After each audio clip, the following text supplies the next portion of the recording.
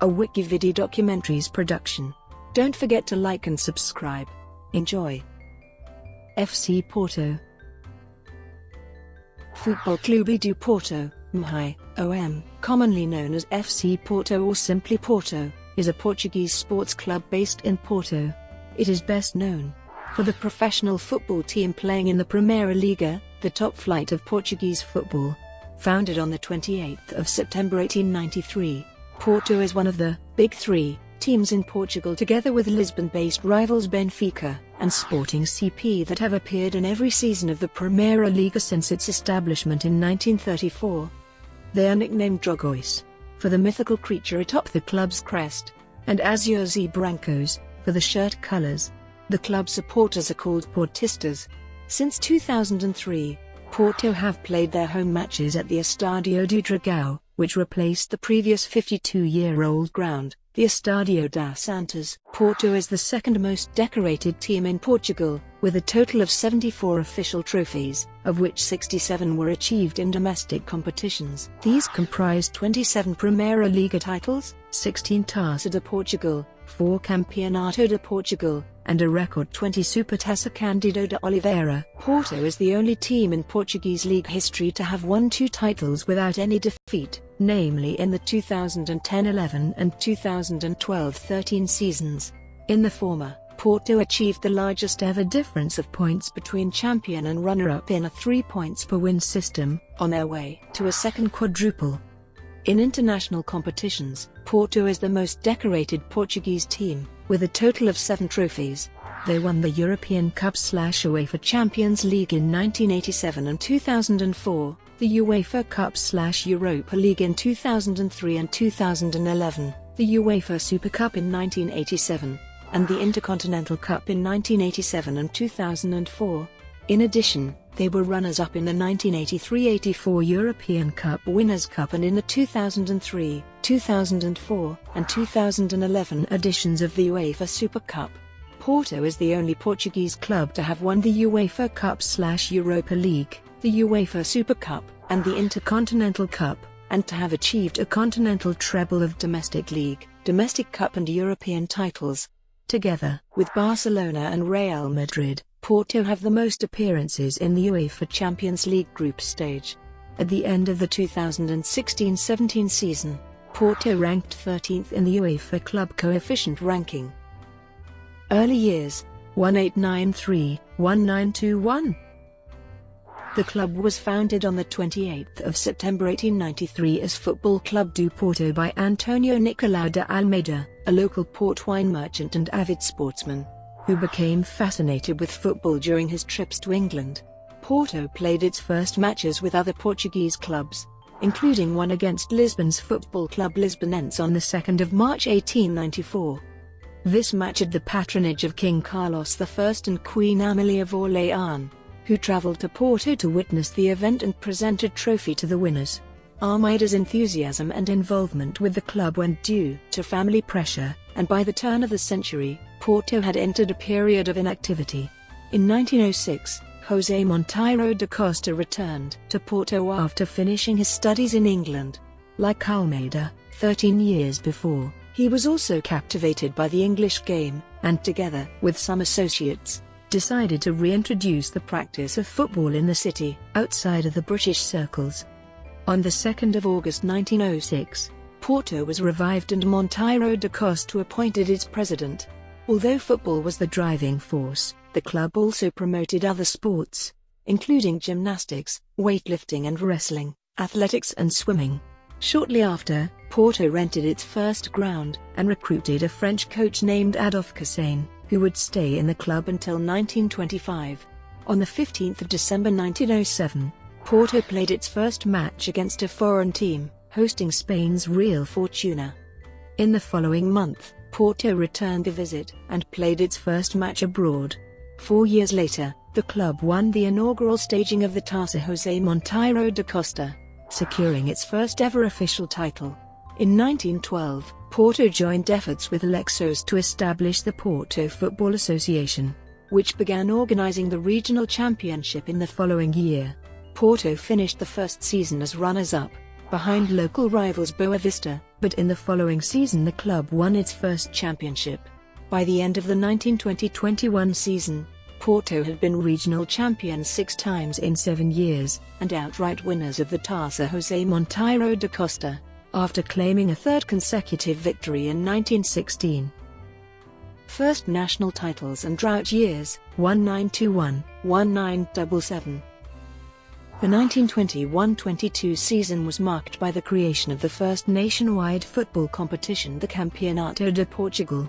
Organized by the National Federation, this knockout tournament gathered the winners of the different regional championships to determine the Portuguese champion. After clinching its 4th consecutive regional title, Porto defeated Sporting CP in the inaugural edition and became the first national champions. While a dominant regional force, the club faced stronger opposition in the national championship, winning it only 3 more times in a span of 16 years. In 1933-34, Porto was denied participation in the Campeonato de Portugal by its football association for refusing to release players for a match between the Porto and Lisbon regional teams. In the following season, a second nationwide competition named Campeonato de Primeira Liga, or simply Primeira Liga, was provisionally established by the National Federation to increase the number of matches per season and improve the competitiveness of Portuguese football. As the regional champion, Porto qualified for the first edition of the new round-robin competition, winning it with 10 victories in 14 matches.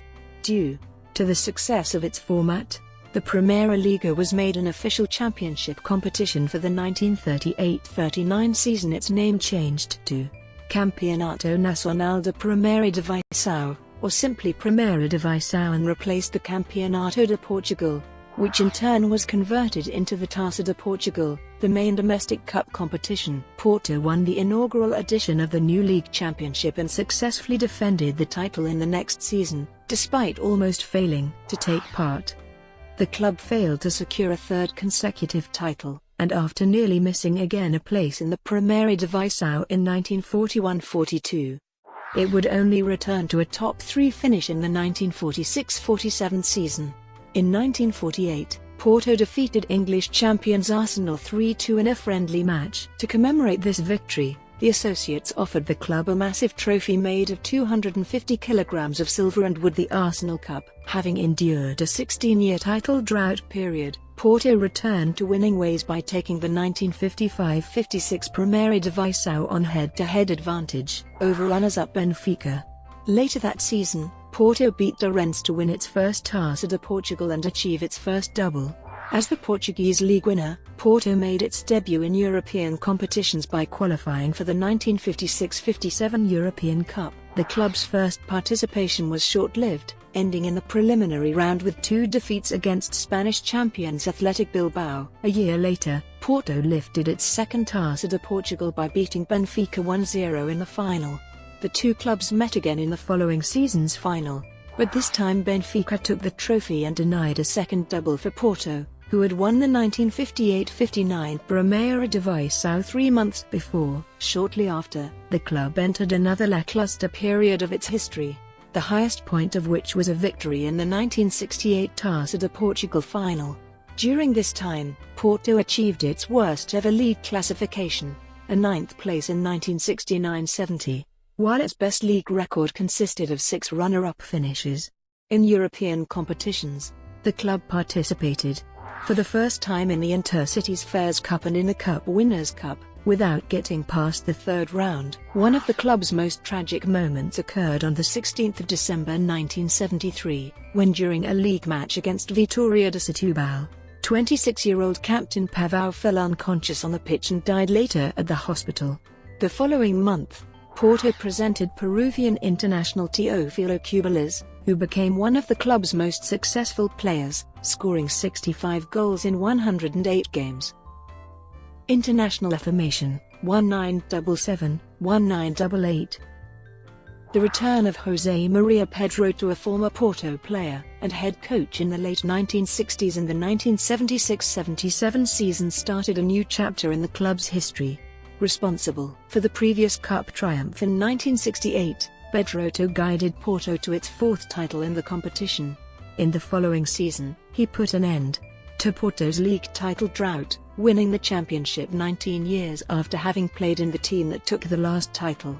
Internationally, Porto reached the quarter-finals of the 1977-78 Cup Winners' Cup, beating Manchester United along the way, but suffered its heaviest defeat against EK Athens in the subsequent season's European Cup, a poor run of performances in the latter part of the season resulting in the loss of the league and cup titles sparked a conflict between the technical staff and President Americo de Sá, which ended with the resignation of Pedroto and his replacement by Herman Stessel.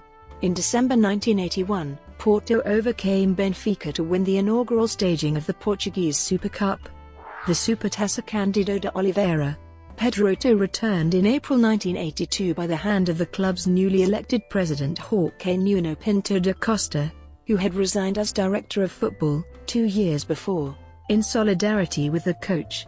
The previous month, Porto fell again in the Cup Winners' Cup quarter-finals against one of the eventual finalists, but needed only 2 years to finally reach the competition's final. On the 16th of May 1984, Porto played its first major European final in Basel's St. Jacobs Stadium, losing 2-1 to Michel Platini's Juventus. Already without Pedroto, who stepped down due to illness, Porto won that season's Taça and Supertaça, but lost the championship to Benfica. Under the steering of Pedroto's apprentice, Artur Jorge, the following season brought the Primeira Divisão title back to the club and crowned homegrown striker Fernando Gomes as Europe's top goal scorer for the second time, after first taking the award in 1983. Porto retained the league title in 1986, securing an entry to the 1986-87 European Cup. In the first game, the club recorded its biggest win in European competitions, 9-0 against Maltese side Rabat Ajax, Vitkovice of Czechoslovakia, Brøndby of Denmark, and Dynamo Kiev of the Soviet Union were successively eliminated as Porto advanced to its first European Cup final, against Bayern Munich. Trailing the Germans 1-0 until the 79th minute, Porto scored twice in 2 minutes, the first goal through a famous back heel from former Algerian international Robert Modja, who assisted Juary for the second to secure a surprising win and the European Cup title. The following season, under new coach Tomi Slavivic, the club completed a treble of international trophies by beating Ajax for the 1987 European Super Cup and Uruguay's Penarol for the 1987 Intercontinental Cup. The 1987-88 season was one of the most successful for the club, who also won the Taça de Portugal and an expanded 20-team Primeira Divisão with a record number of goals scored and distance in points to the runners-up. Tri, Tetra, Penta, 1988, 2001. In contrast to the previous season, Porto failed to win a trophy in 1988-89, with many of its players struck down with injuries, such as Modja and Gomes. 15 years after his first team debut, Gomes made his last season for Porto, where he became the all-time top goal scorer with 352 goals in 455 matches. The club brought back Artur Jorge, who recovered the Primeira Divisão title in the following season, and added the Taça and Supertaça trophies in 1991. His successor, Brazilian Carlos Alberto Silva, won back-to-back league titles in 2 seasons and qualified Porto for the first UEFA Champions League. Midway through the 1993-94 season, Porto hired former England manager Bobby Robson, who had been sacked by Sporting CP. The club closed the gap to league winners Benfica, reached the 1993-94 UEFA Champions League semi-finals, and ended the season with a victory over Sporting CP in the Taça de Portugal final. In Robson's first full season, Porto claimed the 1994-95 Primeira Divisão title with a win at Sporting CP's ground and played Benfica 4 times to secure both the 1993 and 1994 stagings of the Supertaça. The beginning of the season had been clouded by the death of 26-year-old midfielder Rui Felipe, who had scored the club's first league goal. Robson's increasing health problems barred him from leading Porto in the first months of the 1995-96 season, but he returned in time to revalidate the league title. Striker Domingos Paciência became the club's top goal scorer for the second consecutive time and won that season's Bola de Prata, the last win by a Portuguese player, to fill the void left by the departure of Robson for Barcelona. Porto hired former club captain and Portugal national team manager Antonio Oliveira. Under his command, Porto made history by winning a third consecutive league title for the first time, leaving the runners-up at distance of 13 points.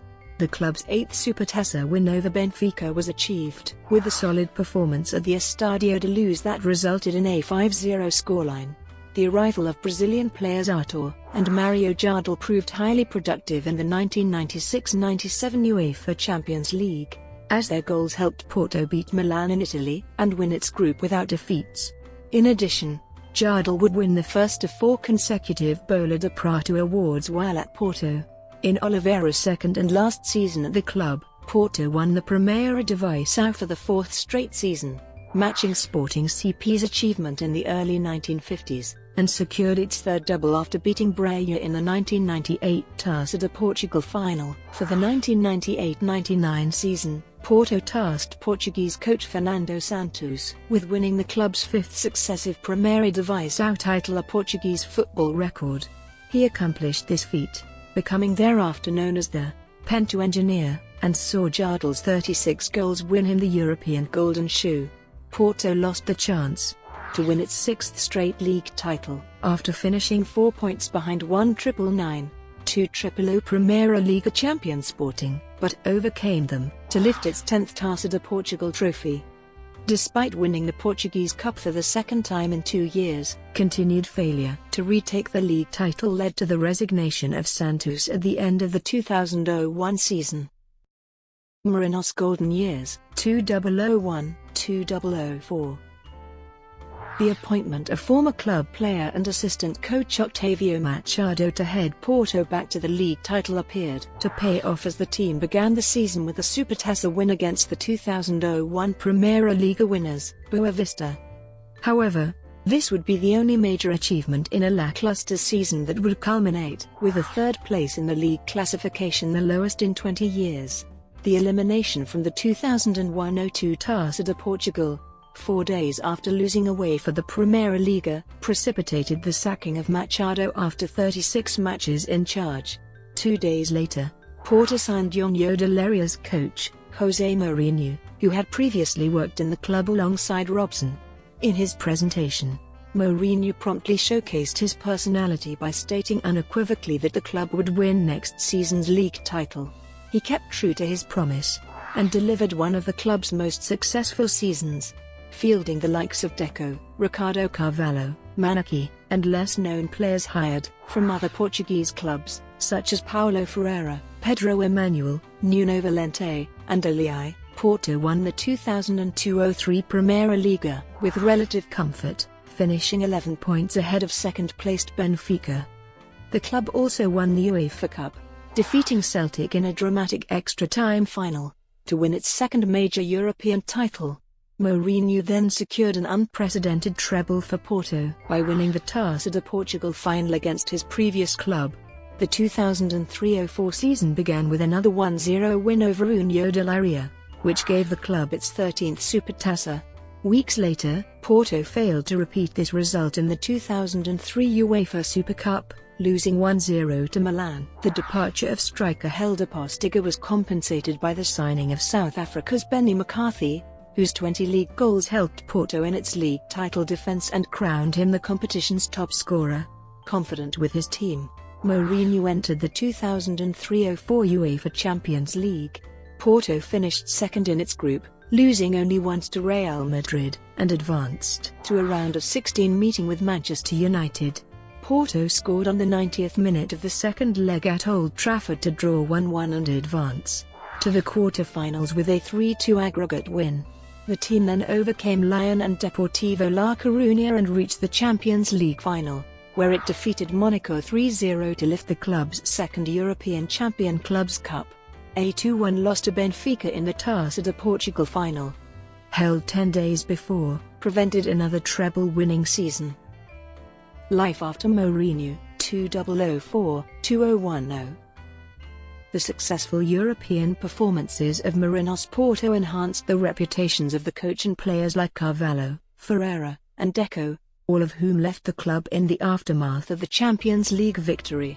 The following season was an atypical one, as the club had three different coaches, Luigi Del Neri, Victor Fernandes, and José Cruzeiro. Under Fernandes, Porto won the 2004 Supertaça Cândido de Oliveira and the 2004 Intercontinental Cup, but lost the 2004 UEFA Super Cup to Valencia, and was eliminated prematurely in the 2004-05 Taça de Portugal. Recording only 17 wins in 34 matches, Porto lost the Primeira Liga title to Benfica by 3 points. During this period, Porto was involved in corruption scandal Apito Dourado. In 2005-06, Dutch coach Adriaanse was picked to reorganize the team and return the club to the top of Portuguese football. His tactical discipline and the contribution of new signings Lucho Gonzalez and Lisandro Lopes led the club to not only retake the Primeira Liga title, but also secure its fifth domestic double, after beating holders Vitória de Setúbal in the Taça de Portugal final. Adriaanse's domestic success did not transfer to the Champions League, as Porto finished in the bottom of its group. The club began the 2006-07 season with a new coach, Jesualdo Ferreira, signed from neighbours Boa Vista. Before Ferreira assumed his role, Porto won the season-opening Supertaça, with former club player Rui Barros acting as interim coach. An experienced head coach, Ferreira had never achieved major club-level success, but in his first season in Porto he became national champion for the first time. The 2006-07 Primeira Liga title was only secured in a frantic final day, as Porto finished 1 point above Sporting and 2 above Benfica. In the following season, the club achieved the try for the second time in its history, with Lopes clinching the top goal scorer award, but lost the Taça and Supertaça finals to Sporting CP. As a result of a legal investigation on match fixing in Portuguese football, Porto was punished with the loss of 6 points, which did not affect its final league classification. Having claimed a sixth league and cup double in the 2008-09 season, Porto was on course to emulate the Porto of the late 1990s, but the series was broken by Benfica in the following season. Although Ferreira won his first Supertaça and defended the Taça de Portugal title, the team's failure to claim a fifth consecutive league, finishing third, outside the Champions League qualifying places, and a 3-0 defeat against Benfica in the final of the Taça de Liga contributed to his resignation at the end of the season. A home win against Benfica prevented the rivals from celebrating the league title at the Estádio do Dragão. Under Ferreira's steering, Porto always qualified for the Champions League knockout stage, reaching the quarter-finals in 2008-09, where it was eliminated by holders Manchester United. Brought to you by WikiVidi Documentaries. Would you like to know more?